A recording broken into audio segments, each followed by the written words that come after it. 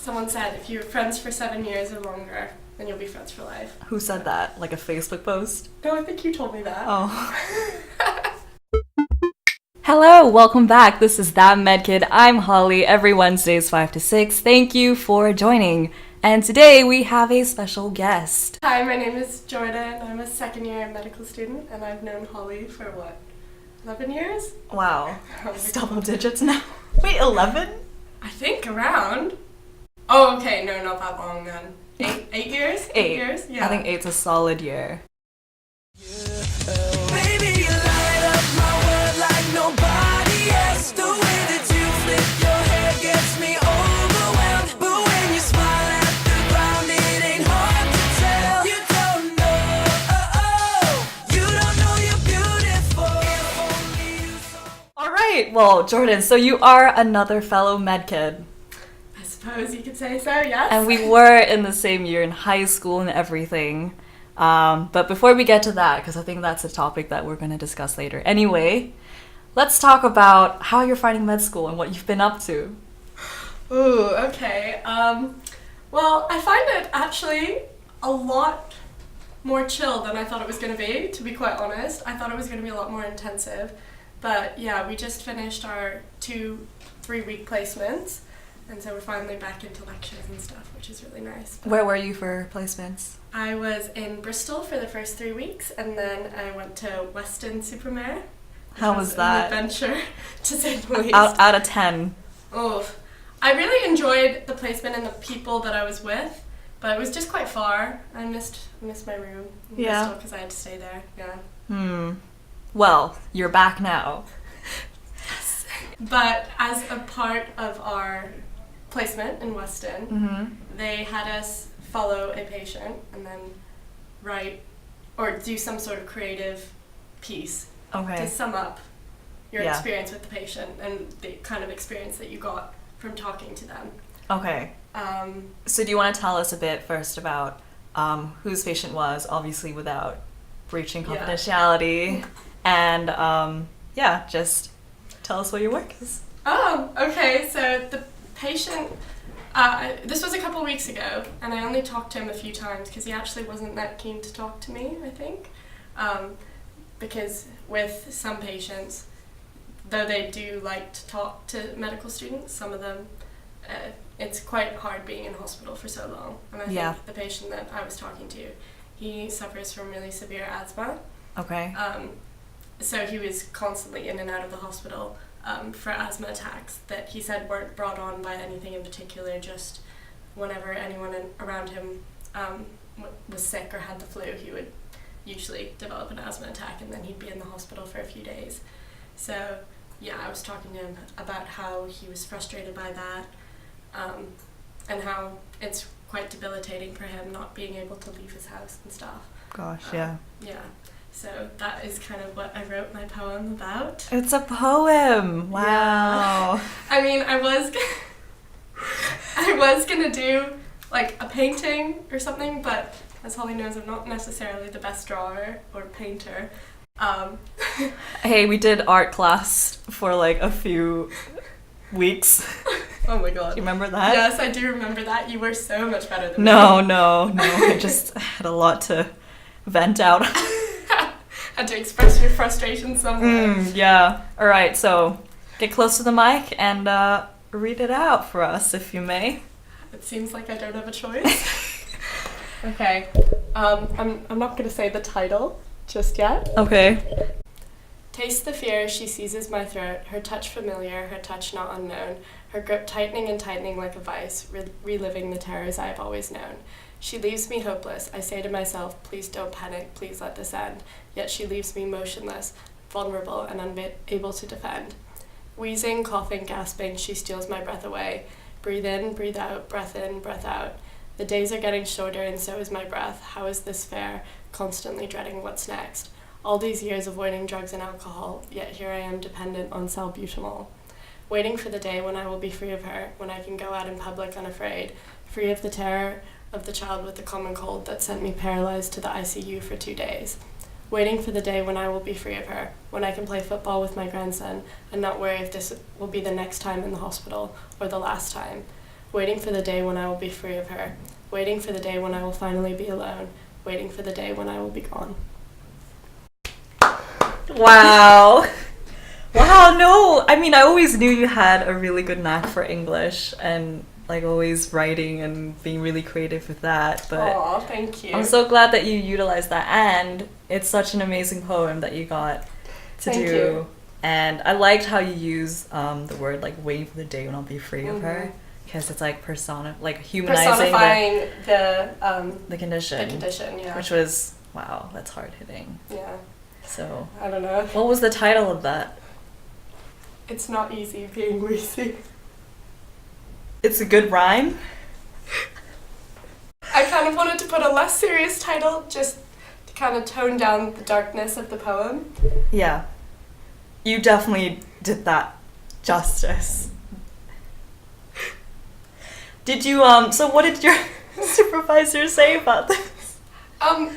Well, at the time I didn't tell anyone what the title of the poem was, so they all thought that it was really deep, and they, I think one thing that we talked about is how difficult it is as a medical student, because we don't really know that much right now. True. And patients, they see us as student doctors rather than medical students.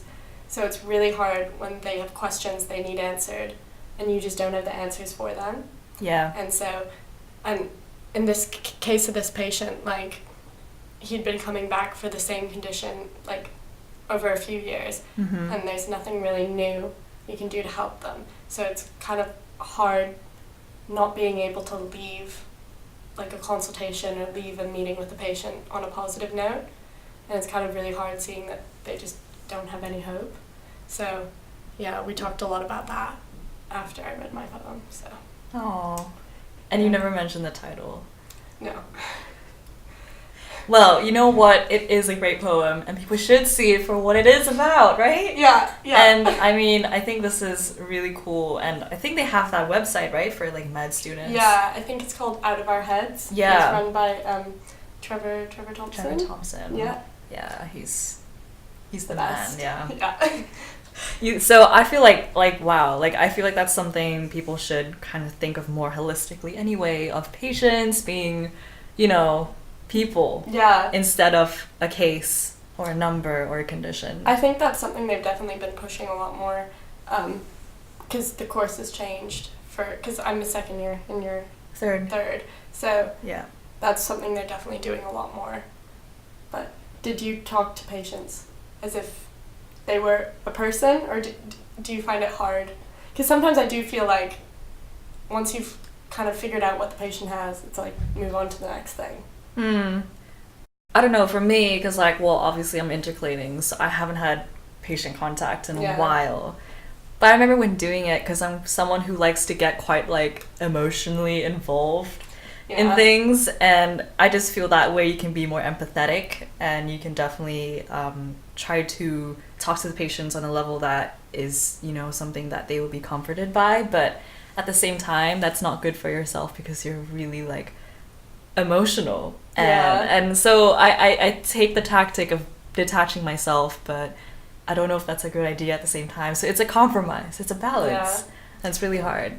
Because, I mean, always when you're a patient, all you really want to feel is like that your concerns have been addressed and you've been listened to. And I feel like I do that job so much better whenever I get emotionally invested and get involved. But then it's so much harder after, like, not knowing what... Because we don't usually get to follow the whole patient journey. Yeah. Not knowing what happened. And, like, not wondering. This is just like a question mark. Yeah. Yeah. No, it definitely makes sense, but I guess that's something even doctors who've, like, retired, like, still haven't figured out, so...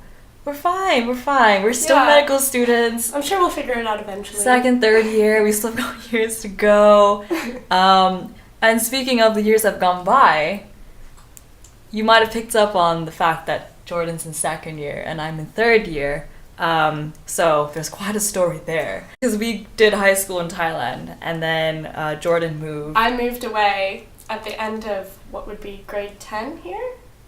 Yeah. Just before sixth form. Before you did A-levels? Yeah. Like, yeah. We did IB, so. Yeah, we did, yeah.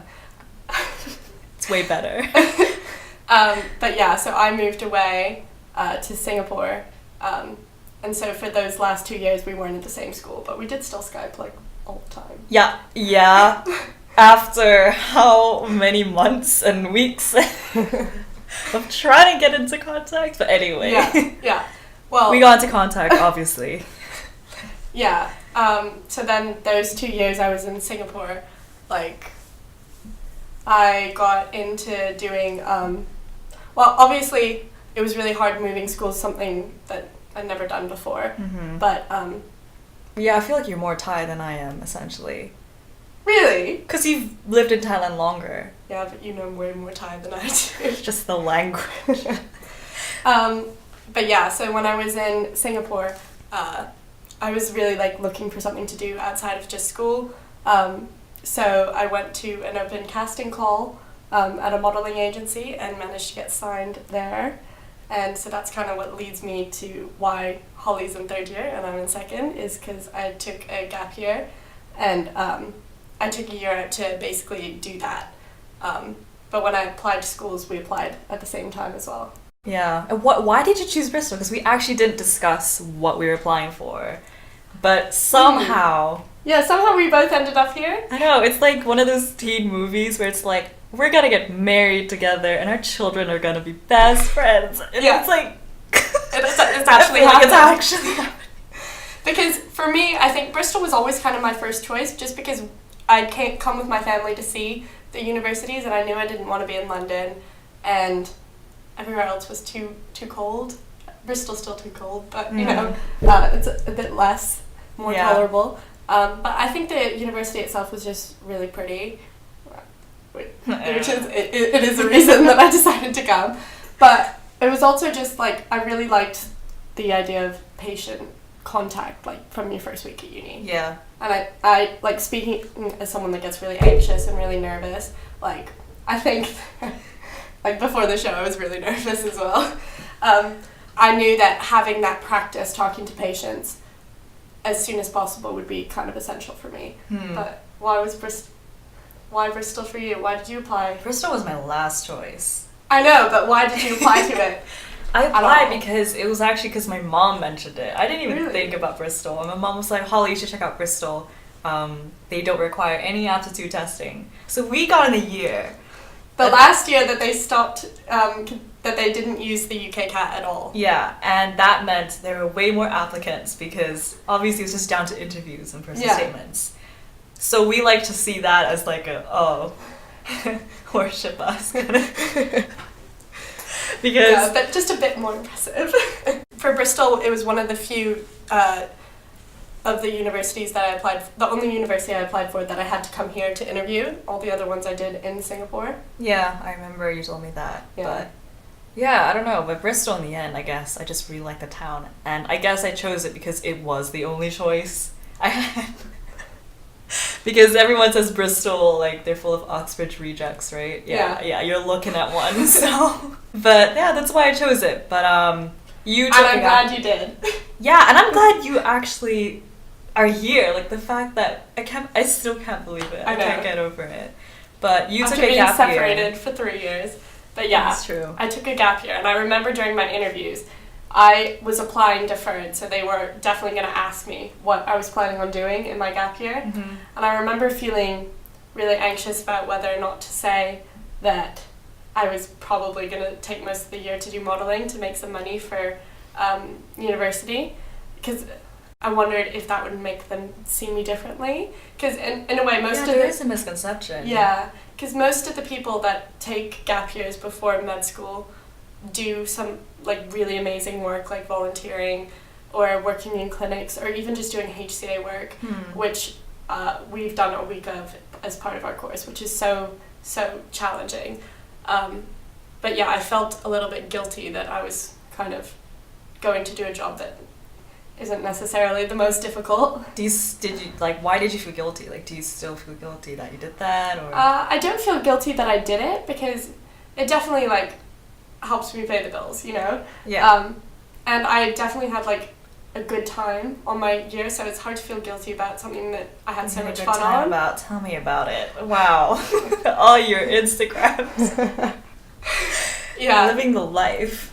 Yeah, I mean, obviously, it's not as amazing as it seemed on Instagram. Yeah. Like, but that's how you have to kind of make it seem, I guess, if you're in the industry. Yeah, 100%. Like, you don't want to seem like ungrateful for doing something that you're so lucky to like. And for future jobs yeah, as well. Exactly. So it makes sense. But yeah, so I remember saying during the interview, I kind of did play down how much modelling I'd be doing. I said, oh yeah, I might do modelling, but also I've been planning on going to work at this clinic and doing this volunteering. And when in reality on my gap year, I think I did maybe 3 weeks of volunteering, if that. So I felt a little bit bad about how I misrepresented that. And then that became quite a big source of stress for me before starting university as well, because I was wondering whether or not to tell people that is what I'd spent my gap year doing. And I remember telling you, like, before, I was like, should I tell people? Yeah. And you were like, no one's gonna care, no one's gonna care. Yeah. No, I remember that call. You were so nervous, but, like, honestly, no one, I don't think anyone's judged you, have they? Like, when have you come here? Just like... Well, I mean, because it's something that I wouldn't ever bring up on my own. It's something that if people ask me what I did on my gap year, I would still just say, oh, I worked in a few different countries. And most people usually just leave it at that, and they're like, oh, that's so cool, where'd you go? And then I tell them where I went. Mm-hmm. But I would never lie as well. So if someone's like, oh, what did you do? I say, oh, I did some modelling. People are always like, oh my God, that's so cool.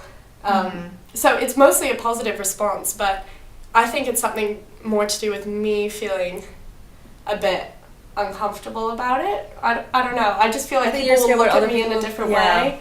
Especially if you're doing medicine. Yeah. It's like kind of the opposite.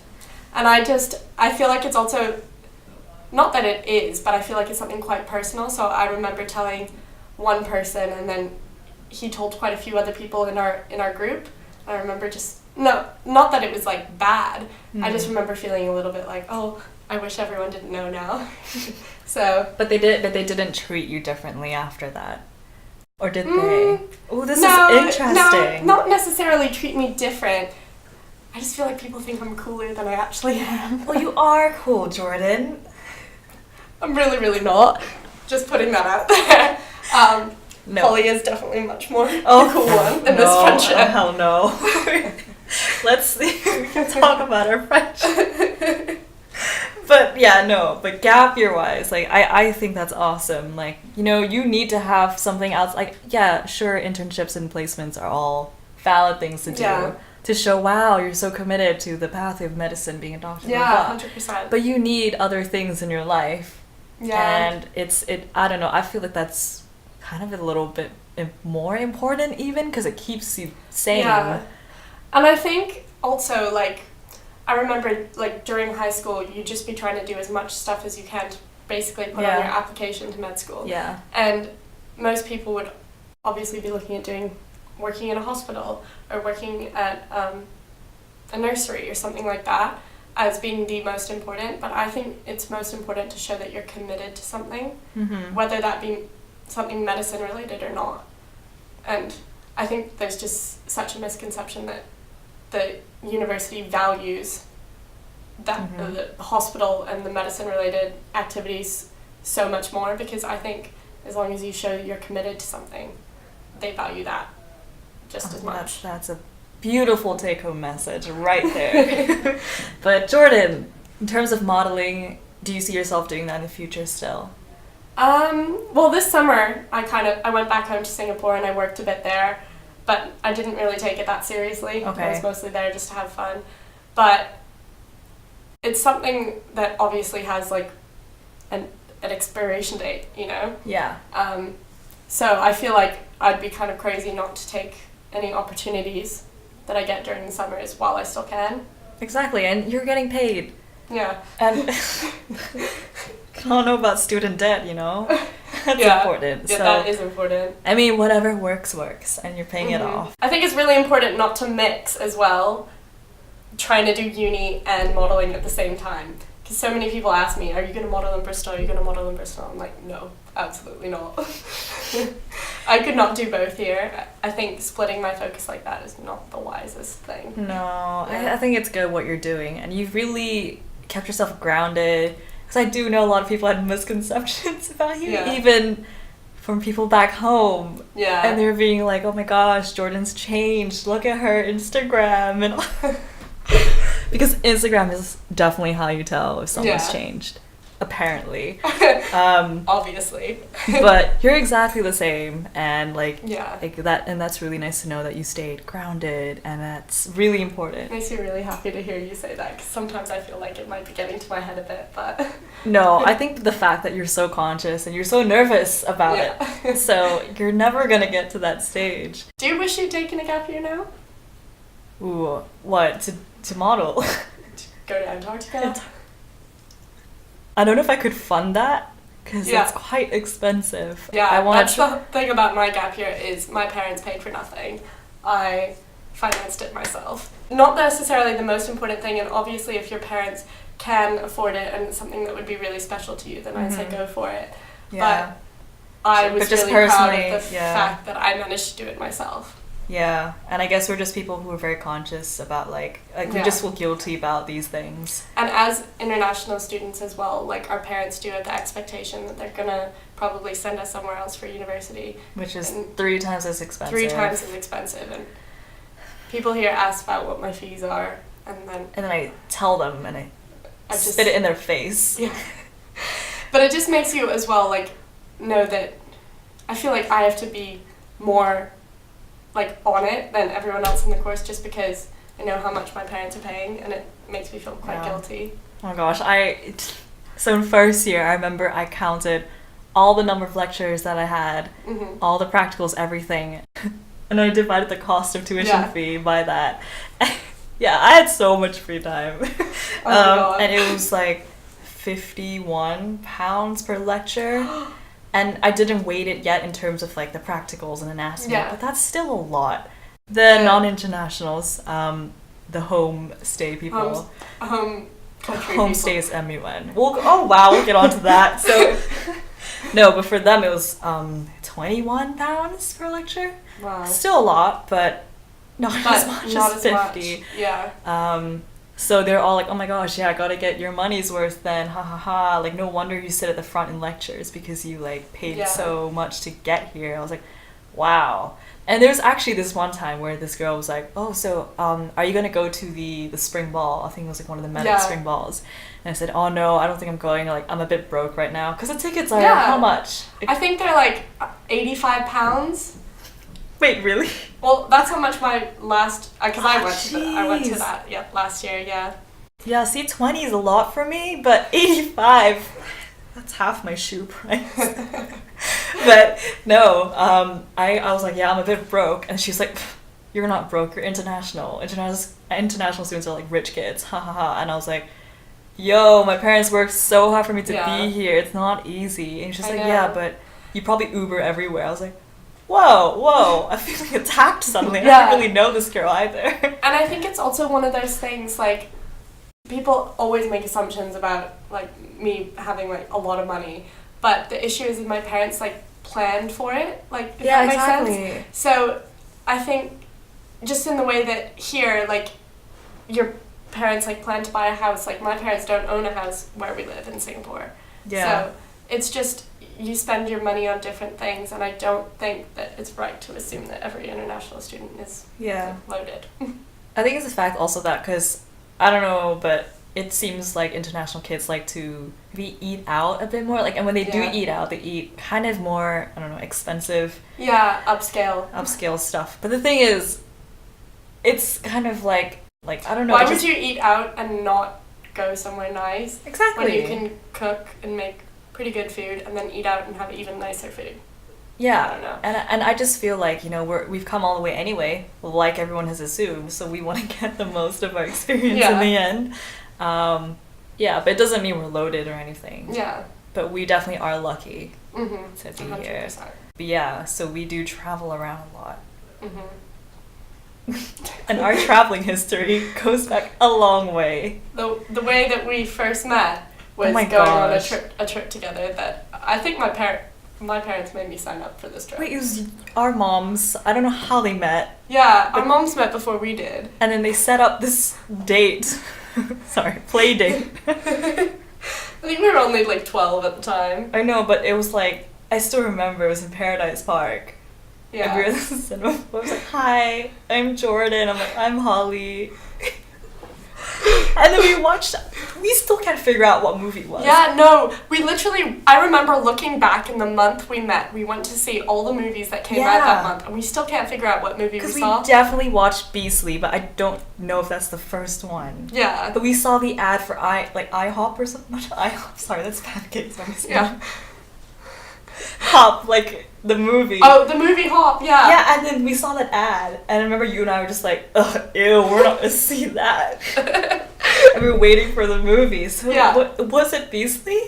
I think it must have been. That's what I suggested to you the first time, and you told me no. Yeah, because you were so comfortable in the movie with me. I don't know if you were that open already. Yeah. Because you were just like, he's gonna transform. You were so loud, and I was like very annoyed on the inside. I was like, I just met her. I can't like. Can't tell her to shut up. And you seemed so like proud and happy, and I didn't want to stop that. So I was just like, okay, just I have this moment. Like, yeah, and then we did bond a lot through MUN. Yeah, which is Model United Nations. Which I feel was like such an international kid thing to do. But honestly, I think it's one of the best things that I could have Yeah. done for myself, just in terms of my confidence and speaking ability and preparation for medical school. I feel like MUN was the thing that helped me the most.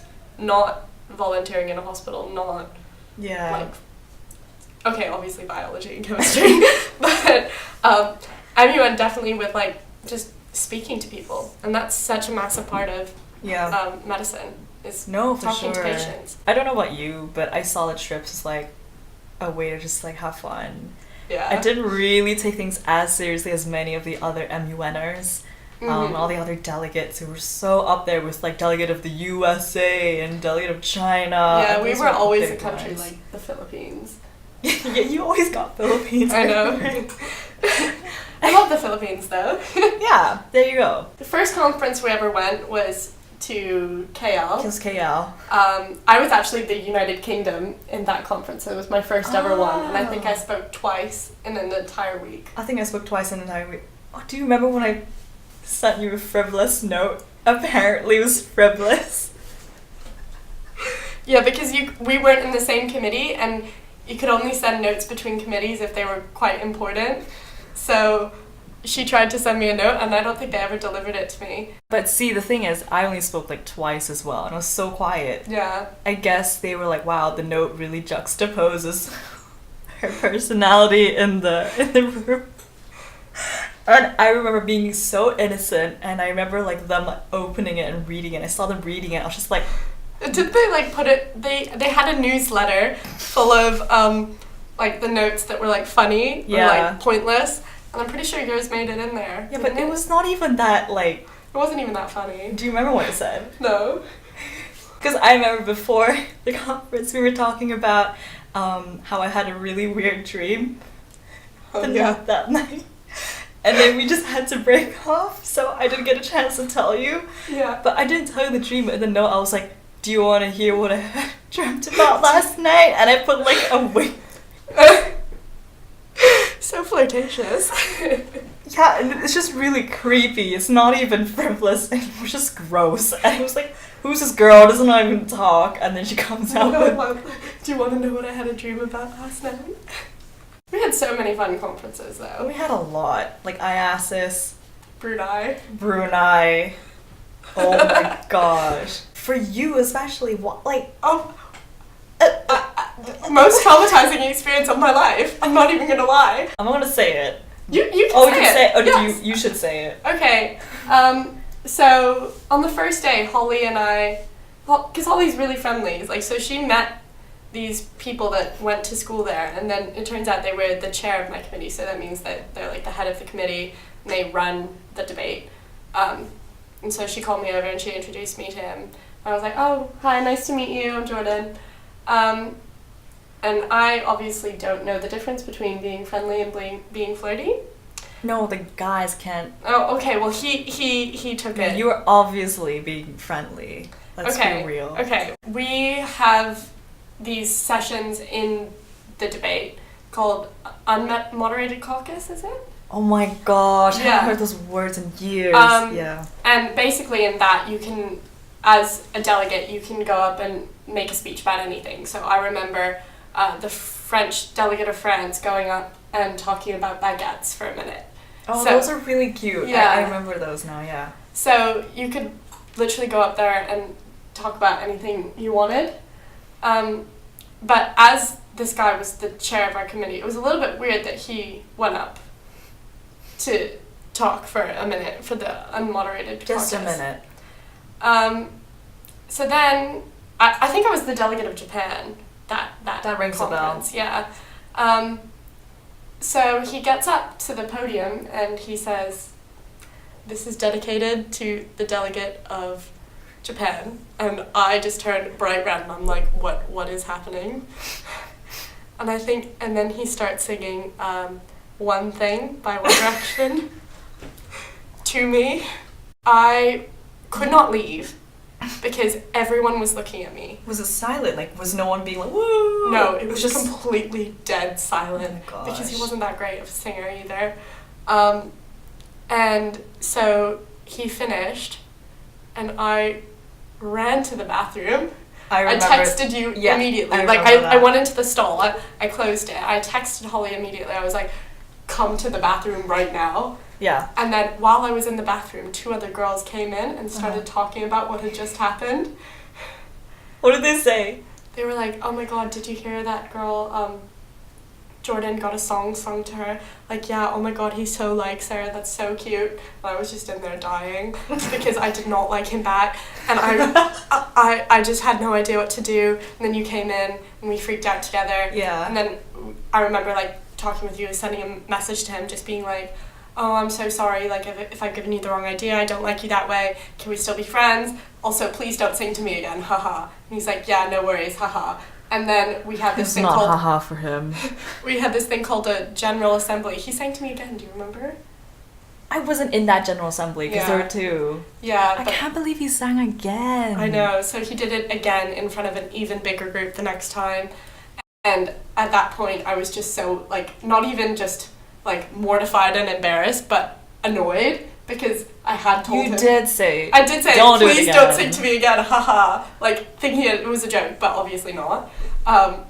And then we had, like, a club night on the last night. Was it the bays? Yeah, and do you remember, I was just dragging you around with me the whole night so we could avoid him. Yeah. I remember I was also avoiding people that night. Why do weird guys always come? I think it might be our fault. Like, I feel I like... don't know. Well, I mean, know. we're weird people. Weird people attract weird people. I know, but then, so why don't we like that then?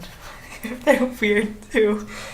Oh man. You always want what you can't have. Those are, yeah, one thing. Talk about To be fair, we were hardcore directioners back then. We're so hardcore. I can't believe, so hardcore that, do you remember what day they came for a concert in Thailand? It was April. No, it was March. March You're right. 20... No, okay. It was. I knew it was March. It was Pi Day. Oh, March 14th. Yeah, because we made a sign, right? It was like Happy Oh, Pi Day. Happy Pi Day. Oh my god. They And took you our flew sign all off the of- way from Singapore, and I was so happy. It was like one of definitely a highlight. Yeah, I of- came back to Bangkok to visit everyone for that concert. And we queued up, and one of our other friends bought her SAT book to revise. I brought my laptop to do English coursework. I came straight from the airport. I dropped my stuff off at my friend's house and then straight from the airport to the queue. See, this is how hardcore we were. Yeah. And Got front row. oh yeah, we ran I've never run that fast in my entire life. No, seriously, that was intense. And I remember you were like, Holly, you're the fastest, so you gotta run first. And we had this plan, we had an action plan. We had an action plan in place. And There's no one was laughing. It wasn't a joke. No. This was serious. This was serious. So as soon as the gates opened, I remember running, and then you were running too, but I think you were like, just go first. Come on, you got this. And I was so serious, like, I got this. And then you were like, go, and it was so serious. We had an action plan. No, but then I got there, and then you got there, and then I think you were allocated like the person who would elbow people because because we had 2 other friends coming behind us that had bags and stuff. Oh, so yeah. we had to save space for them. Yeah. So like along the front of the stage. Yeah. So I had to make sure that we'd spread out enough, and then it was both a really exciting and a very stressful experience. No, seriously. And you remember how people were fainting, and some people started to pretend to faint so they could get closer to the front because it was all obviously in Bangkok where the weather is like 35 degrees, and then all these teenage girls just pushing to the front. I remember I had a bruise across the front of bottom of my stomach because we were pushing so much against the. I remember we actually got so angry. Like, I remember, like, you got really sick. Like, you felt sick. Yeah, because I was being pushed so much against the railing. I was so mad at everyone there. But you know what? Still worth it. It was. Yeah. Liam looked at our side a few times. It was the second last concert Zayn was at. Yeah. And Harry sprayed water on us that had been in his mouth. And we let it happen. Which was... Look, it was ages ago. That's 5 years ago. We were young. It's acceptable behavior. Right. Yeah, it's not like we were preparing to apply for uni at that time. Oh, those were good days, though, I have to say. And do you remember when they broke up? That hiatus? And it's been like 2 years since the hiatus or something. Never forget. I was actually so sad. I think I actually might have cried. I don't even remember. Not like full on crying, but I remember tearing up and being like, oh my gosh, because I have so much memories attached with them. I think I cried when Zayn left. I think I almost did. And my mom was like so shocked. Like, what happened? She thought like something happened at school, like I failed like a test or whatever. Oh. I was like, Zayn left. I was like, not easy being me, like that. I was so like, he left. It's really not easy. And then my mom wanted to laugh, but obviously I was so sad. I could see it in her face. So she was just like, he's gonna come back. He's not dead. I was like, it's dead to me. Yeah. And a lot of our friendship was One Direction. Like every math class would be like, did you see the new music video? Oh, did you stop at 46 seconds to see that frame? And we were so obsessed. I feel like we just got obsessed over lots of things. Yeah. Tell me about it. We were starstruck. Yep. Remember Beasley? I think it's safe to say we should take a quick break. Okay. We'll be back after like a couple throwback songs. Yes. And we'll catch you after for the last segment of the hour. You know what my mom said to me today? Like, I was FaceTiming her. She was like, Holly, you dress like you study art. Like, what does that even mean? I look like I study art. Hello and welcome back to That Med Kid. I am joined by Jordyn, and we just had a riveting conversation about who knows what. Listen back, if you will, if you want to know how to abuse us of our past.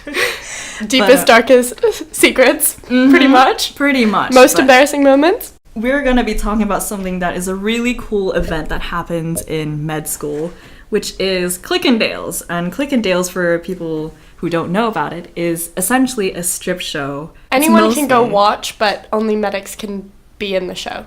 Yeah. And it's all for charity, so obviously there's a, there's raising money for Click Sergeant. And it's a very good cause, and it's very entertaining. It is a strip show, but it's a very high class strip show. Super classy. It's super classy. I mean, it's done at the O2, so that's where a lot of concerts are held. For like Passenger and Birdie and all those people. Yeah, so they're professionals. Yeah, so are we. If you get it. Get it. So that's this.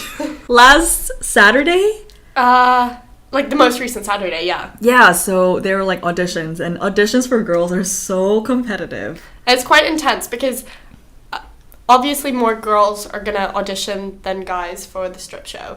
So that just means that not everyone can get in. So it's not, I wouldn't say it's competitive, it's just a bit stressful because there are some really amazing dancers and then there is me. honestly, like, it really does matter about the face, though. Like, when I was talking to people, Yeah. and you definitely had that. I saw so many people who were like, okay, they can dance, but their faces were like, and they were like, Blue steel. it's like, I'm gonna cut you all kind of face. And it was like, not, you know, it's just not fun. Like, and the whole point is it's supposed to be like really funny, over the top, dramatic, entertaining, really kind of like flirty, and it's all good. It's just meant to be a bit of fun, pretty much. And it looks. I went to see the show last year, and it looked like so much fun for all the people. It looks like a lot of things last year. We saw a lot of things last year. Yeah. But no, auditions are really good. But for guys, I heard that like not many guys are there, so they just get in.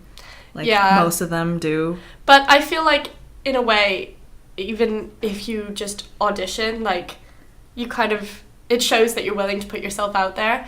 And like, yeah, it sucks that not all the people that audition get in, but just I think by like everyone, like you're saying, like all the guys get in, but not all the girls do.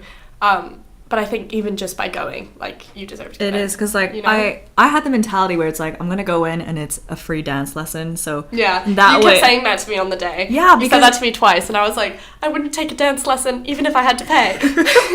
I thought it was so fun auditioning with all my friends and, like, cheering them on when they went up to do the actual audition at the end. Because you go up in groups of 5? Yeah, you go up in groups of 5, you say your name, what year you're in, and if you're... what you're willing to do, what level you're willing to go to. Jordyn, what are you willing to do? You know, I'm up for anything. I heard that other schools actually do a fashion show, like other medical schools do a fashion show as opposed to a like strip show. But even though the fashion show is something I'd probably get into over the strip show, I still think the strip show is a lot more fun. No, it definitely is, because it's like such a community thing as well, because like all your friends are on stage. It's so weird to see them in a different element sometimes if you've never seen that side of them. But then all the songs are like super fun, and this year it's musicals. And they have Grease. They have Grease, they have Hairspray, La La Land, West Side Story, Wicked, I think, Rocky Horror Picture Show. Oh my gosh, it's a I'm lot. so excited. Yeah. So honestly, like, when I don't get in, I'm just gonna be so happy to go and see all my friends that like probably will. Like last year, one of my best friends got in, and I made her a poster, and no one else made posters. So, I mean, that was fun. This is the friend to have. No, but honestly, it was so much fun, like cheering her on, and I was like the first one there, right at the front, and it was so good. So much fun. Like it was so good, and then apparently like the after party is where like there's like incest, because we have like medical families. Oh yeah. And like medic parents and like medic sons and daughters, so we call it incest. It's really, it sounds bad out of context. Sounds bad. But it's not really, like, I have to clarify. I mean, they're not actually related. Yeah, we're on air. So just clarify that. The moves are like, wow. I'm just so jealous of the people that can pull it off so well. I know, and I don't think I can use it anywhere else other than... You can use it in the club. We both know that's not gonna happen. Someone actually scratched me during the Click auditions within like the first 5 minutes, and I was like, oh, they're trying to take out the competition. Oh my gosh, yeah, I know, literally. But then everyone was like, that means they think you're competition. And I'm like, no, it doesn't. Speaking of shows, though, I think our show's come to an end of the hour, but thank you so much for coming on. Thank you for having me. Yep, it's, it's always really nice to catch up on air. Just even looking back at pictures of us, I'm like, are we even the same people? I know, but then again, we are. Like, you still like Kinder Eggs, right? Yeah. Do you remember when you dropped it in Russia? And it got lost? You were so I was so upset. Oh my gosh. And we kept trying to buy milk, but it kept being yogurt. Please be sure to check out updates on the Facebook page, That Med Kid, and I posted last week's episode, which was with Pam, and I will also make this episode available with Jordyn, so you can check that out if you missed the first part. I think maybe it's okay if you missed the first part, to be honest. You didn't miss that much medicine stuff, but... Yeah, if you wanted medical, this is like not maybe gonna cut that criteria. I mean, if you want to know about Click and... terrible poems and come on, that is not terrible. It's actually really good. You just gotta sell it at the time. Yeah. But No, I'm working on it. But I think, you know what? It's good for people out there to be like, these are medics, and we can see they're just, you know? Just like you. Not like we're saying we're elitists. We're gonna go get dinner. So, thank you y'all so later. much for listening, and see y'all later.